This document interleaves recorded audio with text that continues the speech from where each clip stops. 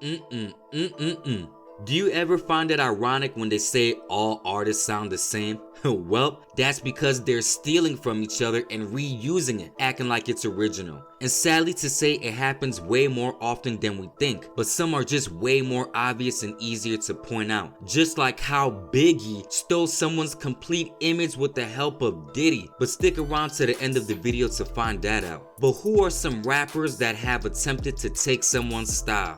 Travis Scott and A$AP Rocky. Yo, I can't lie, I thought these two were the same person earlier in their careers. I think mainly because every time I saw Travis Scott, he always had his head down in pictures, and the hairstyle too. It was too much like Rocky's until I started seeing the music videos. It was back in 2011 when A$AP Rocky was really starting to buzz with his mixtape Live Love A$AP, and would follow up in 2013 with his album Long Live A$AP, and was started to establish himself in the industry. His style of rap is more grimy, underground New York music mixed with some influences from UGK and Houston. He had songs like Peso, Lord Pretty Flacco, Fashion Killer. He was displaying his skills, but the song that made him super popular was Effin' Problems with Drake, Kendrick, and 2 Chainz. So Rocky was on a steady climb, but his sound was very New York driven, and along with that came his style of fashion. His style of dressing was very East Coast, but nowadays he's pushing boundaries by wearing dresses and shit. But you know how that goes once you start getting money. Around the time of his second album in 2013, a young Travis Scott was making his name into the industry, as he had signed early record deals with Good Music and T.I.'s Grand Hustle label. It wasn't until his debut album Rodeo in 2015 that he was starting to see more mainstream success, cause the song Antidote and Goosebumps were smash hits and was heard everywhere. But the Astroworld album in 2018 officially stamped him, because everything was up from there. He was on fire. As his rise was happening, people kept seeing a lot of similarities between him and A$AP Rocky. It seems like whatever trend Rocky was on, Travis would later on adapt it. I mean, like I said earlier, I thought they were the same person, from the style of dressing down to the hairstyle. Just too much in common, and the noise around it was getting louder. It was getting so loud to the point where fans and paparazzi would call each other the opposite names. You can tell it was bothering Travis Scott way more than Rocky, because obviously Travis was the one being accused of copying. In this clip, someone calls A$AP Rocky Travis, and his reaction is very nonchalant, like, dude, I'm not Travis, but carry on. And a similar situation happened to Travis where he was called Rocky, and this dude snapped and went in the person's face and says, I'm not mother effing A$AP, bitch. Like, damn, okay player, you got it, I won't do it again. Travis! Hi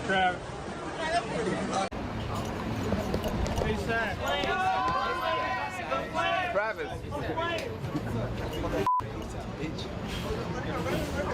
And in the Drink Champs interview, Nori asked A$AP how he feels about Travis Scott stealing his style, and he answered it very gracefully and basically said he's honored that someone is inspired by him and he doesn't take offense for trend setting. So besides the style of dressing, these two are nothing alike. But one thing that kept popping up on the internet is Travis Scott stole his whole style. Yeah. From A$AP Rocky. Yeah. He's trying to figure out how to ask this question. Thank you for reading my mind. Thank you for reading my mind. Is that something that you entertain? Nah, you can't feed into petty shit like that. You know what I'm saying? Like, at this point, that shit trash at this point. Right. But did you feel like that at one point? I mean, I saw similarities for sure. Right. You know, I saw that he was inspired and shit like that, but that's what we in it for. Yeah. Like, that's good sportsmanship. Right. I put it to you like this, like, if niggas wasn't, like, biting off, you know, imitation best form of flattery. If people wasn't trying to imitate you, you're doing something wrong. Right. Travis raps with heavy auto-tune sounding like a robot on all his records, and A$AP actually raps with different influences in his flow. Two very different styles of rap, but there's no denying that Travis looked up to Rocky in a lot of aspects. NBA Youngboy and NLE Choppa. Man, NBA Youngboy career seems like it took off faster than he could mature for his age. He first popped up on the scene around 2015, and from 2015 to 2017 he had released 8 mixtapes flooding the streets. But I feel his career went to a different level after the song No Smoke, No Smoke. Woo, that's my song. But one thing he was proven was that the youth was on his side and would support anything he puts out, to the point of being YouTube's #1 search artist at times. Man, that speaks heavy volume. His rapping style is nothing special or breathtaking. He just raps his life. He raps wild and all over the place, and his new music is horrible. All he does is whine and sing over autotune, sounding crazy. Oh my god. But regardless of what I think, he's got the pulse of the youth. With NLE Choppa, he had popped off around 2019. He had been rapping since he was 14, but it wasn't until his Shot of Flow song that got him a lot of attention. And from this song alone, fans was convinced that NLE was an NBA YoungBoy clone. With these two, the situation is very different than the Rocky Travis comparison, because NLE Choppa and YoungBoy actually sound alike. They're both very aggressive on songs and have very annoying singing voices that sound like they're whining. So with Choppa, it didn't take long for the fans to notice the similarities, but you already know these young niggas. It couldn't just stay as someone accusing the other person of copying them. It just had to get physical. Back in 2019, NLE Choppa and his squad got into a fight with Quando Rondo, and for those who don't know, Quando Rondo was signed to NBA YoungBoy. Was this a coincidence or not? It just added more fuel to the beef, and Quando Rondo goes on social media and explains how his crew busted a bottle on NLE Choppa's boy's head. Now you already know NLE was not feeling this and got on social media to let Quando Rondo know he's a little girl and was hiding behind security trying to act tough. I just cracked NLE Choppa homeboy in this shit, running up on me. Hey, crack nigga ass in this shit, nigga. Fuck NLE Choppa, and I got that found me, and I'm riding around Houston. What's up? Nigga, pussy ass nigga. Niggas know what the fuck going on with me, yeah. Free white B, 4K trade, nobody say. Yeah, his partner ran up on me, cracked him in this shit with a Hennessy bottle.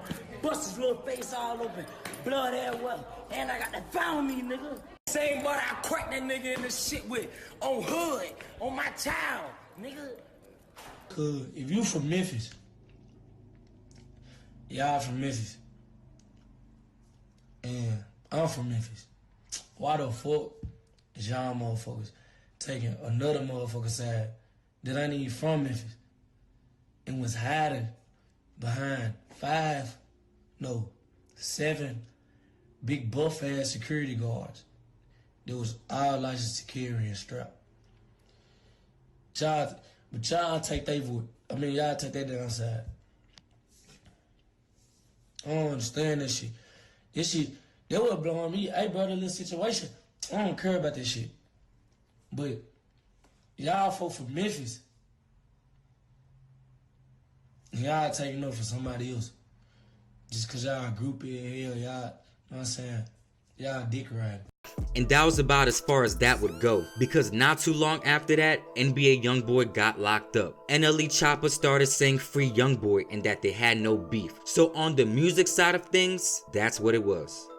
Biggie Smalls and the Notorious B1. Whoa, now this one surprised me because I never knew. And how come no one made this a bigger story? Was it because they're trying to save the legacy of Biggie?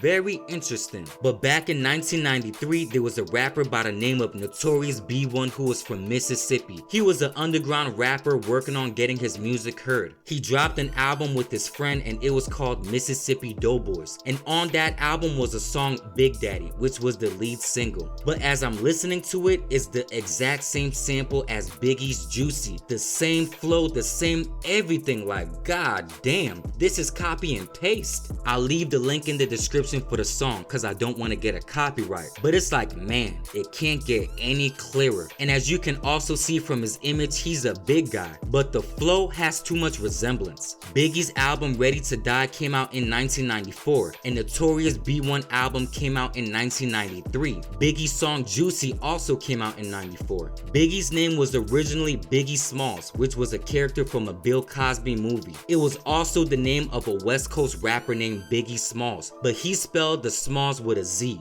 Man, this white Abercrombie & Fitch rapper was calling himself Biggie Smalls?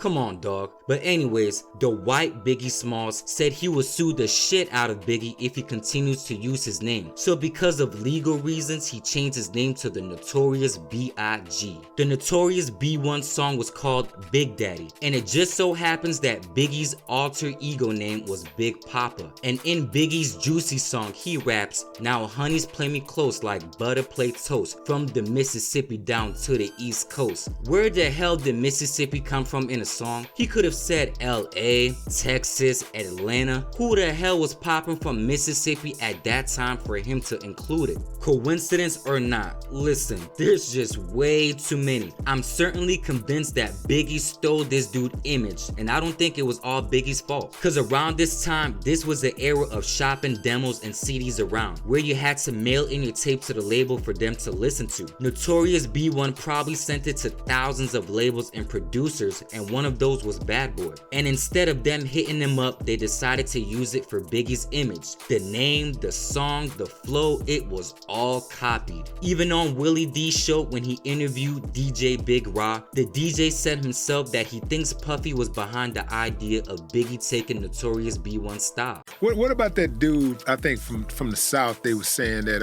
Biggie sounded like some little dude. The Notorious B1, yeah, he was from Mississippi. But if you listen to that, I mean, and it ain't, to me, it ain't beyond Puffy to do some shit like that. Those sounds are very, very, I ain't stupid. It ain't beyond, very similar. I'm gonna say it again, it ain't beyond, to me, it ain't beyond Diddy if you look at his record and track record. I mean, shit. But do you think Biggie just jacked that one like record or I wouldn't take we not about to take nothing from Big on that note. I think if he didn't jack that style, it's a hell of a coincidence. You know, somebody did that style first. It's a hell of a coincidence. Somebody did it first. I'm just saying, I don't know for sure, but it's not beyond belief that shit. 'Cause, I mean, you got to think, man. Puff is a creative cat. But the real question is, why isn't no one on a bigger platform talking about this? No one has even tried to bring it to the forefront. Like, what? This is some serious allegations, but I get it. They're trying to suppress it and keep it as low as possible, because there's no way big platforms wouldn't report this, but they don't want to hurt Biggie's image. The game is the game. When it comes to music, you never know who you're inspiring or who's listening to copy, because being original is hard, but mimicking something that works is a lot easier. So why not, I guess? But this ain't never gonna stop. Just don't be so blatant about it, like Jesus, you know? But what y'all think? Am I reaching? Y'all let me know in the comments. Hit the like button. Thanks for watching this video. I'm gonna catch you on the next one.